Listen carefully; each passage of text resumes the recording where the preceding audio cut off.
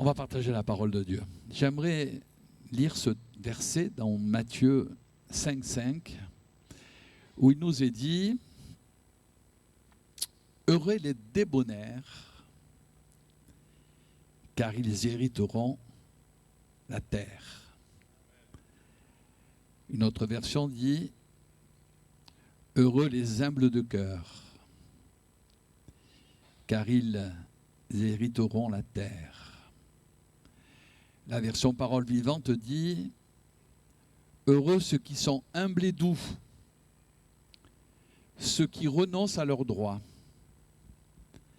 car Dieu leur donnera la terre entière en héritage. » Et la version Chouraki dit « En marche les humbles, oui, ils hériteront la terre. » Dans l'Épître aux Éphésiens, au chapitre 4 et au verset 30, voilà ce que dira aussi l'apôtre Paul, toujours dans cette même pensée. « N'attristez pas le Saint-Esprit de Dieu, par lequel vous avez été scellés pour le jour de la rédemption, que toute amertume, toute animosité, toute colère, toute clameur, toute calomnie, toute espèce de méchanceté disparaissent du milieu de vous. Soyez bons les uns envers les autres, compatissants, vous pardonnant réciproquement, comme Dieu vous a pardonné à Christ. » La version français courant dit, donc je trouve que c'est bien, « N'attristez pas le Saint-Esprit de Dieu. L'Esprit en effet est la marque de Dieu appliquée sur vous. Il est la garantie que le jour viendra où Dieu vous délivrera complètement du mal. Soyez au contraire bons et pleins d'affection les uns pour les autres. Pardonnez-vous réciproquement comme Dieu vous a pardonné en Christ. Apprenez au contraire à être aimables et compréhensifs les uns envers les autres. Aidez-vous entre vous. Soyez prêts à chaque instant à vous pardonner aussi généreusement que Dieu vous a pardonné en Christ. » Ce sont quelques exhortations de la part de notre Seigneur qui nous invitent, et c'est là-dessus que j'aimerais parler ce matin, à être débonnaires. Débonnaire, c'est bon jusqu'à la faiblesse. On va me dire, oui, jusqu'à la faiblesse. Et à exercer cette bonté, cette générosité, ce dévouement, cette bienveillance sur ceux qui nous entourent. C'est important pour nous, chrétiens, enfants de Dieu, d'être débonnaires, d'être bons, de devenir bons, bien plus. Il y a le superlatif, d'être meilleur. Et je pense que dans le fond, si on se réunit dans nos assemblées, c'est pour devenir meilleur.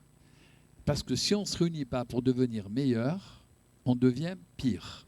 Et d'ailleurs, c'est ce que dira l'apôtre aux Corinthiens. Il donnera cet avertissement. En donnant cet avertissement, dira l'apôtre Paul aux Corinthiens, qui étaient des gens charnels, qui se battaient, qui se critiquaient, qui se tapaient dessus. Ce n'est pas la gloire de Dieu, ce n'est pas des chrétiens, ça. L'apôtre Paul leur dira, en donnant cet avertissement, ce que je ne loue point, c'est que vous vous assemblez, non pour devenir meilleur, mais pour devenir pire. Alors bien sûr, à cause de ça, ils s'autodétruisaient, mes amis. Et je pense que ce n'est pas la gloire de Dieu. La gloire de Dieu, c'est d'être bon, c'est d'être meilleur. Et on va le voir, c'est de faire du bien. C'est ce que le Seigneur veut, surtout dans les temps où nous vivons, où les gens sont complètement déstabilisés, déboussolés, complètement paumés, et où les gens sont méchants. On est dans un monde méchant. Nous, on doit relever le défi, on doit prendre le contre-pied, on doit être bon. On doit devenir bon. Et plus on avance dans la vie chrétienne, ça doit être de mieux en mieux. On doit dire, il est de mieux en mieux. Hein, il devient débonnaire. Une bonté poussée jusqu'à la faiblesse. Ainsi, on pourra être utile dans l'œuvre de Dieu. C'est important, mes amis. Hein, c'est grave quand on voit... Et moi, des fois, je suis attristé quand je vois des gens qui se disent chrétiens, qui sont mauvais, caractériels, charnels. Je dis, mais attends, c'est les chrétiens, ça? Je pose des questions. Hein. Ils ne sont pas régénérés. C'est des religieux. Excusez-moi. Hein, on va à l'église évangélique, on va à l'église catholique ou n'importe où. Mes amis, mais ils ne changent pas. Ils sont là avec leur caractère, ils veulent commander, ils tapent du poing. Mais qu'est-ce que c'est ça, mes amis? C'est pas être chrétien, ça. Hein? Être chrétien, eh bien, c'est agir d'une manière différente. C'est agir avec bonté, avec grâce, avec miséricorde. Et c'est ce qu'on a besoin de manifester si on veut voir la gloire de Dieu au milieu de nous, dans nos maisons et dans nos familles. Même pour nos familles inconverties, on n'est pas là pour leur tirer dans les pattes.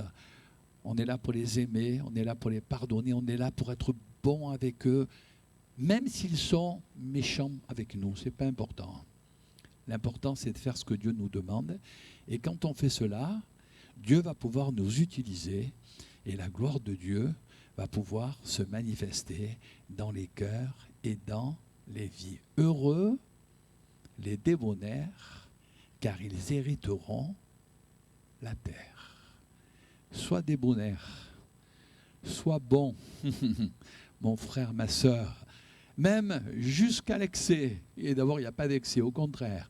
Le Seigneur te le demande et tu verras eh bien, que tu en récolteras les fruits et tu auras la bénédiction. Pourquoi être bon?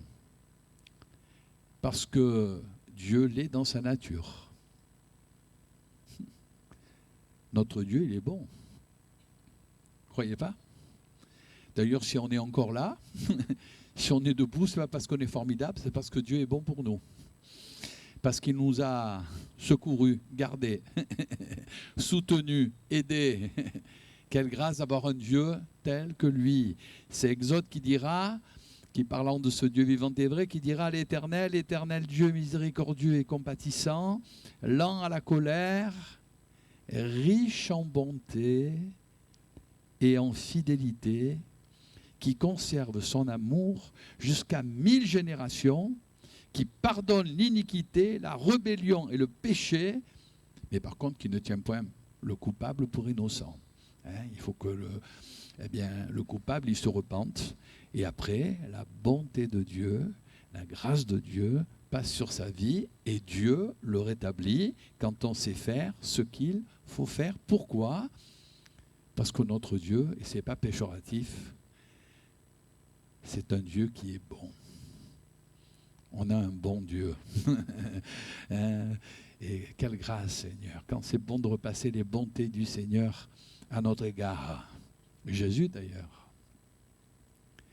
c'est le bon berger. On ne suit pas, mes amis, un despote. On suit le bon berger. On est les brebis du Seigneur. Et le bon berger nous ouvre le chemin, nous conduit. Des fois, on a des surprises, comme ce qui vient de m'arriver. Mais on suit le chemin. Voilà, même si on suit, mais c'est le bon berger. C'est Jésus. Et on sait que si on suit le bon berger, il va nous conduire dans de verts pâturages. Il va nous conduire près des eaux paisibles et il va nous garder. Et un jour, et très bientôt, on arrivera au but désiré, on arrivera dans la vie éternelle. Ça, c'est quelque chose de très important. Notre Dieu est bon. Jésus, c'est le bon berger. Être bon, c'est important parce que tout ce que Dieu a créé, d'ailleurs, le Seigneur, lorsqu'il a créé au départ, tout était bon. Et même, lorsque Dieu a vu tout ce qu'il avait fait, il nous a dit que même, il a trouvé, après avoir créé l'homme, que tout ça, c'était très bon. C'était très bon. Donc, un chrétien authentique, et je vous le dis, frères et sœurs, autrement, se doit d'être bon et d'exercer la bonté, la miséricorde la compassion, être débonnaire. C'est Dieu qui le demande. Au lieu de te bloquer, au lieu de tout envoyer en l'air, sois bon, mon frère, ma soeur. Réfléchis. C'est charnel ce que tu fais. C'est pas humain. C'est humain, c'est pas spirituel.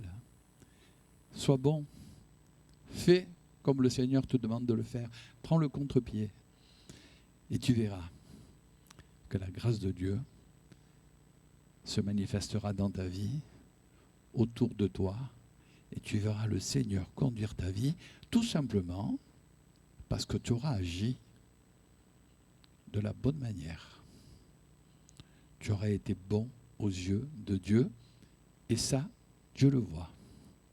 Et parce que Dieu l'a vu, il pourra te conduire dans le plan qu'il a tracé pour ta vie. Pour devenir bon, pour être meilleur, il y a des choses qu'il faut faire, et on les a lues. Déjà, il faut faire disparaître certaines choses qui sont dans notre chair, faire disparaître ces œuvres de la chair qu'on a en nous. Quelles sont-elles? On les a lues. La mauvaise humeur, l'aigreur, la rancune, l'esprit de revendication, l'irritation, la colère. D'ailleurs, le Seigneur dira, bannissez les explosions de colère, les injures, les criailleries, les remarques blessantes. Ça, il faut le faire disparaître. C'est pas normal qu'en tant qu'enfant de Dieu, tu agisses encore de cette manière. Il y a une autre manière d'amener les choses. Tu dois agir de la manière qui est agréable au Seigneur. Ça, c'est la manière charnelle. Mais en faisant cela, tu te détruis. Et tu t'auto-détruis. Et tu détruis ta famille. Sois bon, mon frère, ma soeur. Hein? Et tu verras que la grâce de Dieu va se manifester. Ce n'est pas en levant le poing, en criant, en t'énervant que les choses vont avancer. Donc, toutes ces choses, eh bien, elles vont au contraire t'amener loin de la bonté, loin de la grâce de Dieu, loin de la bonté de Dieu. Tu fais le jeu de l'adversaire qui t'amène dans des chemins de traverse. Il faut enlever ces choses, les faire disparaître. Puis, comme on est à l'école de Dieu, il faut apprendre, c'est une école, mais Dieu nous demande à être aimables, compréhensifs, les uns envers les autres, pleins d'affection, compatissants. C'est ça un chrétien. C'est pas une tête de mule. Je me rappelle, je connaissais quelqu'un qui disait, je suis comme ça, hein, et je ne changerai pas. Ben, je dis, je ne suis pas chrétien, excuse-moi, tu as une espèce de qu'est-ce que c'est ça? Change, sois gentil, sois aimable, sois compréhensif. C'est ça. Hein? On est dans un monde, c'est ça la bénignité. Et c'est ce que le Seigneur nous demande, mes amis. Parce que si on n'a pas ça dans l'église, bon, on n'a pas dehors. Dehors, chacun. Mais des fois, il y a même des inconvertis, des fois, qui nous donnent des leçons. Sois aimable. Sois gentil. Fais ce qui est bien. Sois bon aux yeux de Dieu. Parle, dis-le, mais dis-le de la bonne manière. C'est important. Il faut dire les choses. Mais il faut les dire de la bonne manière. Comme le Seigneur veut. Si tu le dis avec ta chair, ben tu ne fais pas l'œuvre de Dieu. C'est charnel, c'est humain. Et tout ça, ça va faire plus de mal que de bien. Par contre, si tu le dis, parce que le Seigneur dit, il y a des choses qu'il faut dire. Hein, si tu le dis, mais tu le dis de la bonne manière, eh bien tu verras, eh bien que déjà ça va pénétrer dans le cœur de tes amis, de tes frères et de tes sœurs, et puis tu verras qu'avec le temps, eh bien ça va faire une œuvre, un travail formidable, et la bénédiction, eh bien, sera là. On est à l'école, et on a besoin, mes amis, eh bien on a besoin non seulement de faire disparaître tout ce qui est de l'aigreur, de la méchanceté. C'est pas normal. Moi, j'ai toujours été étonné. Je lui dis, ben non. Des gens qui passent leur temps à dire du mal, à critiquer. Mais qu'est-ce que c'est? C'est pas des chrétiens, ça. C'est pas des chrétiens. Ils voient le mal partout. Hein, les petits trucs, il a dit ça. Mais arrête, mais... Comme on dit à Marseille, t'es fada. Oh. Mais non. Après, il a sa manière. Il a sa personnalité. Elle a sa personnalité. Hein, on est tous différents. Mais pourquoi tu vas au-delà? Quelque part, en toi, il y a des failles. C'est charnel, c'est humain. Mais à cause de cela, eh bien, tu risques de te faire mal. Soit au contraire, bon, compatissant, fais ce qui est bien, et tu verras que la grâce de Dieu va se manifester. Hein? C'est comme ça qu'on devient bon. On fait disparaître ce qui est mauvais, on est à l'école de Dieu, on apprend à être aimable et sympathique. L'Église, c'est une famille. Ça ne veut pas dire que c'est parfait, mais quand même, on est heureux. Quelle grâce d'être ensemble, unis dans la famille de Dieu, pour louer et adorer notre Père et notre Seigneur. C'est extraordinaire. Et puis, on devient bon quand on apprend à pardonner. Pardonne. Ah ça, jamais. N'oublie pas ce que dit la parole de Dieu. Si tu ne pardonnes pas, Dieu ne te pardonnera pas. Donc il faut pardonner. Et malheureusement, eh bien mes amis, il y a des gens, ils ne veulent pas. Ah non, ça frère, jamais. Eh bien oui, il faut que tu passes par là. C'est ça la bonté. C'est ça la bénignité. Quand bien même, il t'aurait fait mal et pique-pendre. Ça ne fait rien. Sois bon. Dieu te le demande. Et tu verras, eh bien, que la grâce de Dieu se manifestera. Je me rappelle, lorsque j'étais jeune pasteur, on m'a fait un coup dans une église où j'étais, je ne dirais pas où, et j'avais 25-26 ans, c'était ma première église, c'était à Carpentras. Donc, mais, oh là là, quelqu'un est venu, il m'a traité sur l'estrade, il a dit que j'étais le diable, que j'étais le diable en personne. Franchement, en plus, c'était quelqu'un que je connais. J'ai dit, mais il est fou, complètement fou. Et j'étais, parce que j'avais rétabli certaines choses. Oui, le diable se sert de lui. Oh là là. Je me rappelle, ce jour-là, j'étais jeune, je lui cassais la figure. Il y avait ma chair, c'est pas possible. Te traiter d'un instrument du diable. Et je me rappelle, l'après-midi, il y avait un missionnaire, M. Pichet, un homme de Dieu formidable. Il m'a fait... Alors, il est venu l'après-midi et il ne devait pas venir, c'est le pasteur, je me rappelle, comme quoi le Seigneur est bon pour nous. Hein.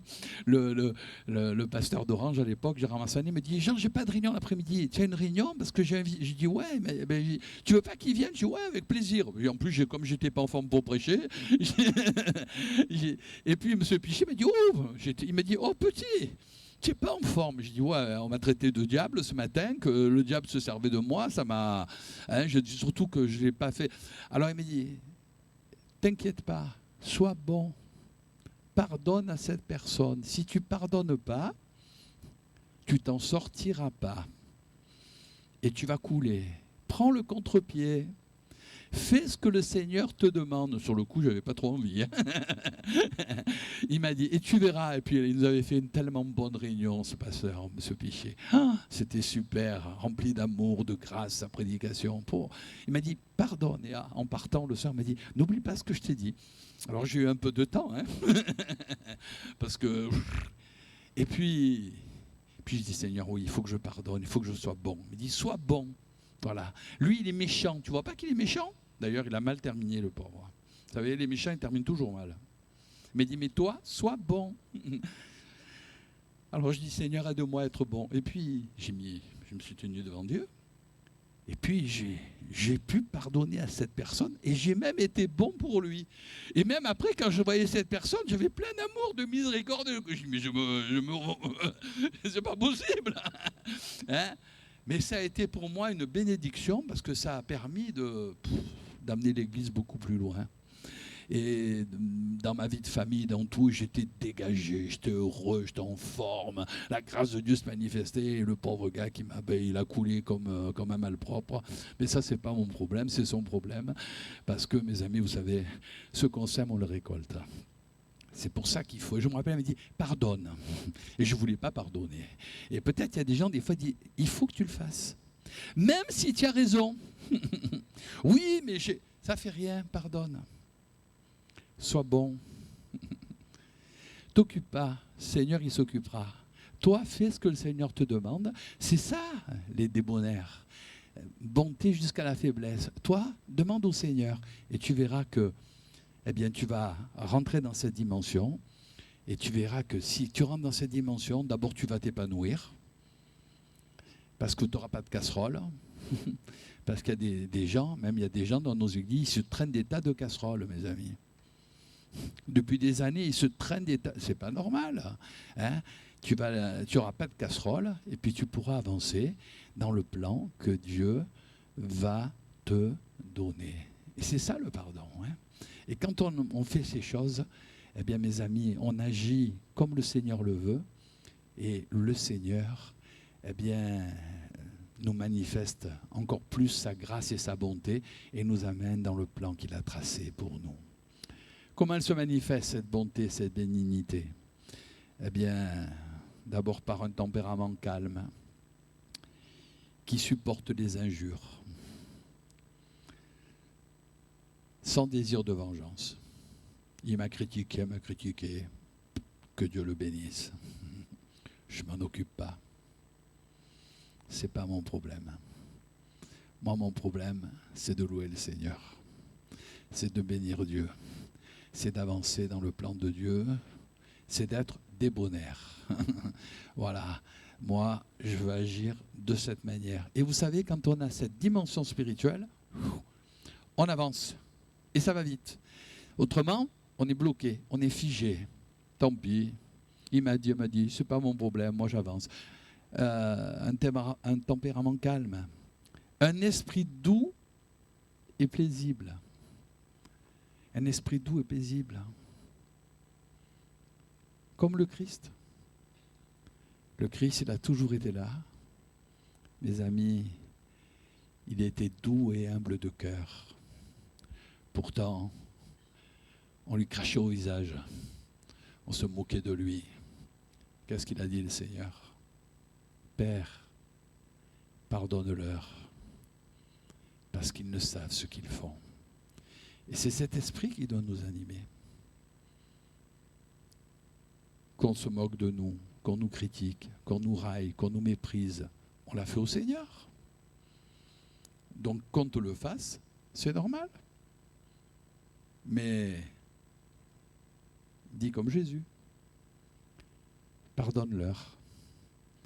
Peut-être justement, tu as des membres de ta famille, des voisins, des amis qui disent « Ouais, je comprends. Ce n'est pas ton problème. Toi, ton problème, c'est de marcher avec Dieu et d'exercer la grâce et la miséricorde. Et tu sais, cette bonté de Dieu, elle peut confondre même tes ennemis. Il y a des gens qui me disent « Ben oui. Hein? Comme il a agi, ben, tu as agi comme le Seigneur veut que tu agisses. Heureux les débonnaires. Quand on fait ce qui est bien aux yeux de Dieu, d'abord on est heureux. Parce qu'on agit comme le Seigneur le demande.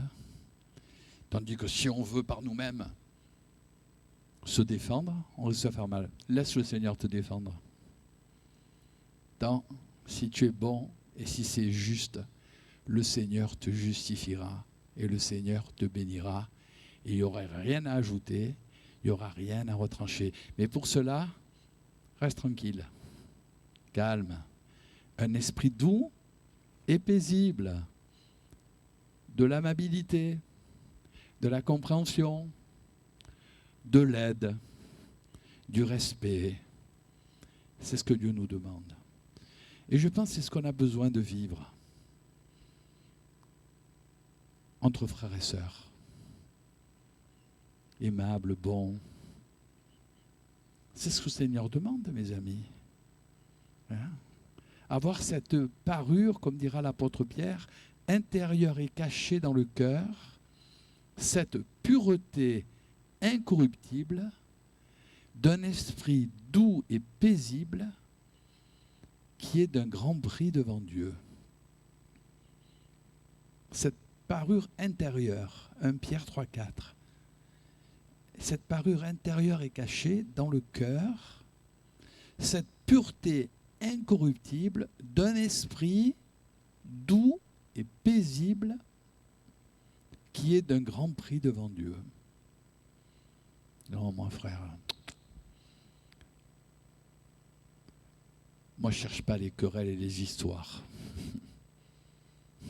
D'ailleurs, ce que je vous dis, je l'ai toujours vécu. Moi, les histoires, les cancans, les ragots, ça ne m'intéresse pas. On est des frères, on se dit les choses entre frères, entre sœurs, d'une manière vraie. Alors après, il n'y a pas de problème. Mais après, faire des... Non, non. On fait ce que le Seigneur nous demande. On se met à la place où Dieu nous demande. Dimanche, notre frère Laurent parlait de la soumission, c'est pareil.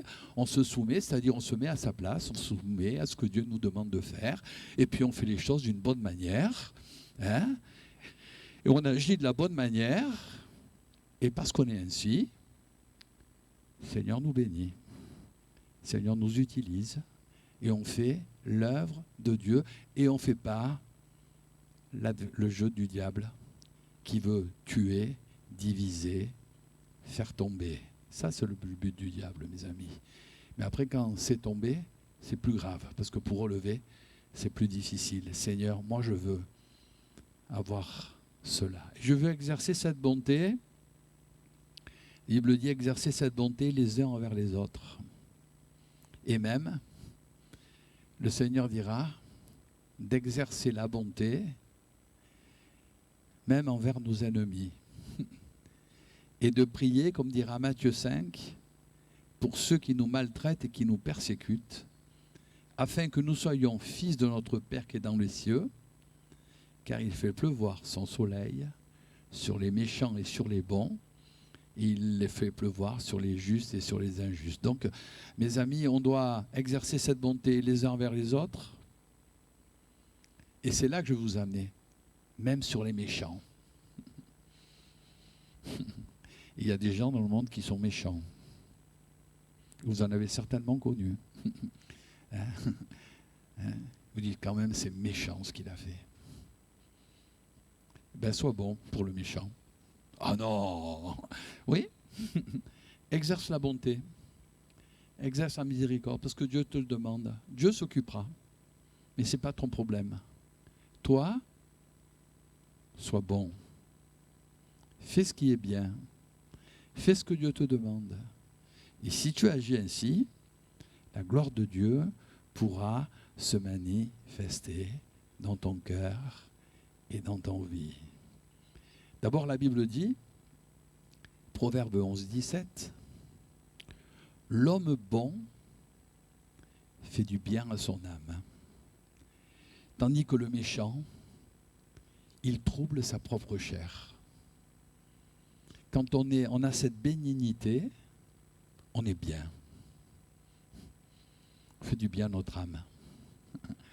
On se fait du bien, parce qu'il n'y a rien derrière. C'est clair, c'est clean. Et Dieu peut bénir. Tandis que l'homme méchant, il trouble sa propre chair. Il est déstabilisé. Quand on fait ce qui est bon, eh bien mes amis, on se fait du bien. Et c'est pour ça qu'on a besoin de cette bonté, cette bénignité, et de l'exercer et de la pratiquer pour ceux qui nous entourent et vis-à-vis de nous. D'ailleurs, la Bible dit, ce qui fait le charme d'un homme, c'est pas sa beauté, c'est sa bonté. Il est bon. Vous en avez connu certainement des gens, vous avez dit, qu'est-ce qu'il est bon. Là, dans ce moindre détail, je me souviens de certaines personnes. Je me rappelle. Certaines, qu'est-ce qu'ils ont été bons. Mais vous savez, ça marque. Et ça prouve que la grâce de Dieu, elle est dans nos cœurs.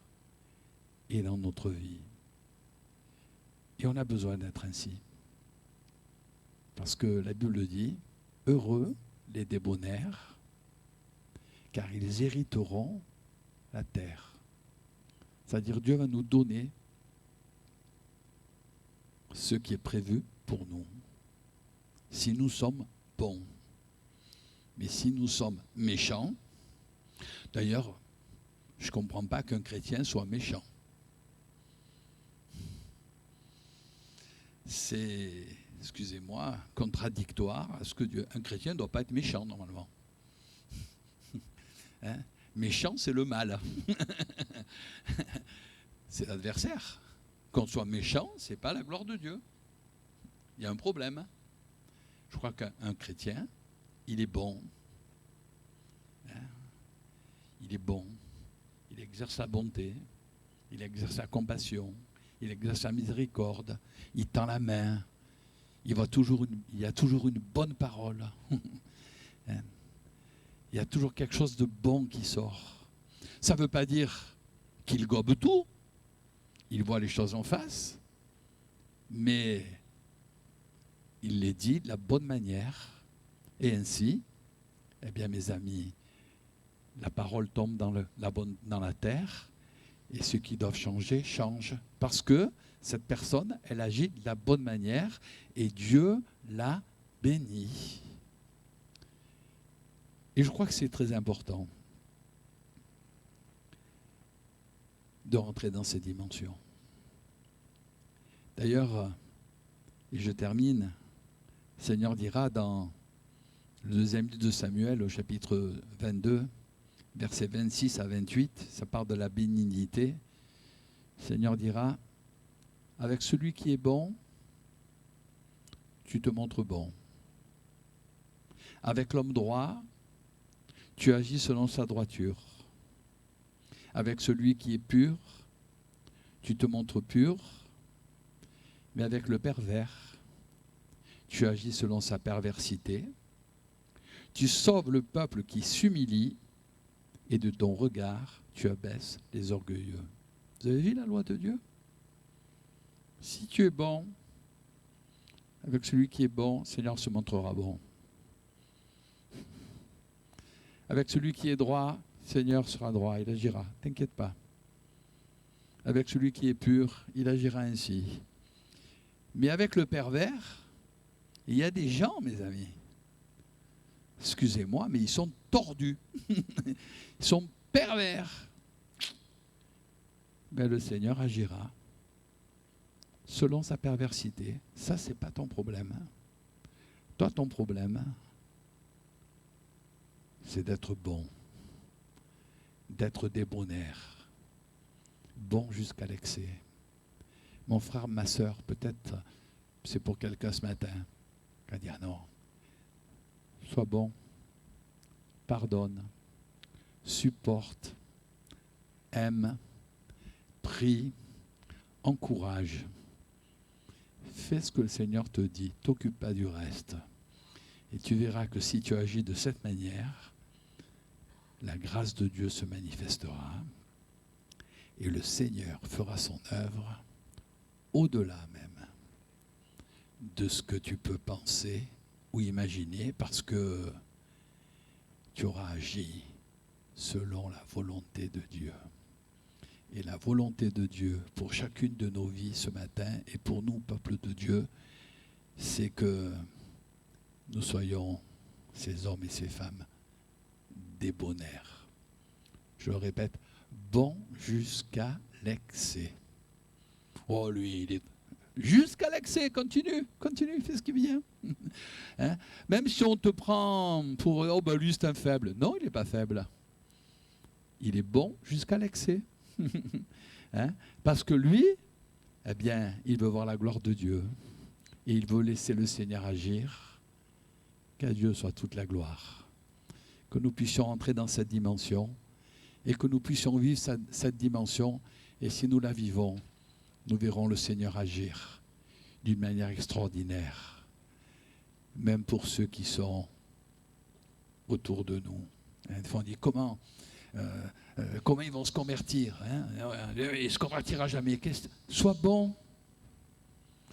Même pour celui qui te fait la guerre, même peut-être tes enfants, tes petits-enfants, ta famille. Moi, j'ai toujours été contre les gens qui disent « lui, jamais ». Entretiens, toujours. Sois bon. Parce que Dieu te le demande. Hein. Ça ne veut pas dire que tu leur donnes raison, mais toi, tu es un chrétien. Et tu dois agir différemment. Qu'eux te méprisent, qu'eux te fassent du mal, c'est normal, ils ne connaissent pas le Seigneur. Mais toi, sois bon pour eux. Et tu verras qu'au temps de Dieu, ça paiera. Le Seigneur agira. Il agira parce que tu auras agi selon sa volonté. Et tu verras que le Seigneur conduira les choses d'une manière extraordinaire. Parce que tu auras été cet homme, cette femme débonnaire. Tu auras su même encaisser les moments difficiles, mais tu auras bien fait, parce que la récompense, c'est qu'il sera et qu'elle sera sauvée, et tu verras la gloire de Dieu. Que Dieu nous aide à comprendre ces choses, et que nous soyons bons les uns pour les autres, pour sa gloire. Amen. Merci de nous avoir suivis sur notre chaîne YouTube. Vous avez aimé cette vidéo? Alors je vous invite à vous abonner. La vision de notre Église, c'est le salut en Jésus parce que lui seul sauve. Alors si vous souhaitez en savoir plus, si vous avez des questions, n'hésitez pas à nous contacter sur notre site internet www.eglishelena.fr.